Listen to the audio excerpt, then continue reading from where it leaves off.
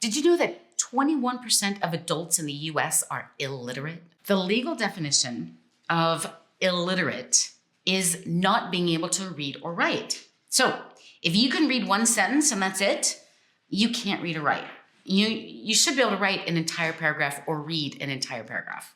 Way back in the 19th century, 1870, illiteracy was at 20%. So 20% of the adult population in the US could not read or write.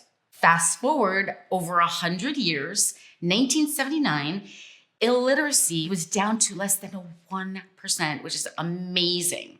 Fast forward to 2022, adult illiteracy across the US is at 21%. That's more than in 1870. So why? What changed in the last 45 years to make it so drastically the wrong direction? Phonics have been challenged a lot. Like, we've been using phonics for hundreds of years. It did great, 1870 to 1979. And they started adding other methods of teaching reading. Most of it is memorizing whole words instead of learning the sounds and being able to decode the words on their own. Now, you can only read a word if you've memorized it before. There's whole word, there's whole language, and a zillion trillion other different names for basically the same thing, which is memorizing words. So that came in. Sometimes they'll get banned in a state and they'll kind of sneak it in under a different name. It doesn't work.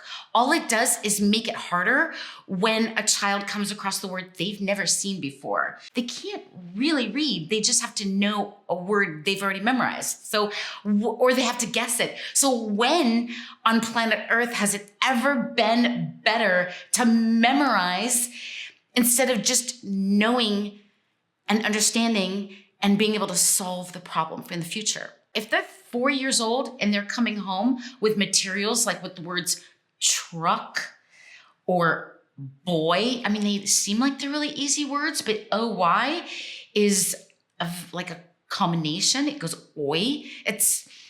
That's above the level of somebody who is just learning one sound to each letter right now. So they don't actually know those sounds. They're just being taught to memorize those words. That's not phonics. So to make sure your child doesn't become a statistic, make sure your child gets phonics, whether it's, very, very simple reading books that they can decode, or just some really great workbooks, or even a teaching manual that shows every single step of phonics. Follow for more teaching tips.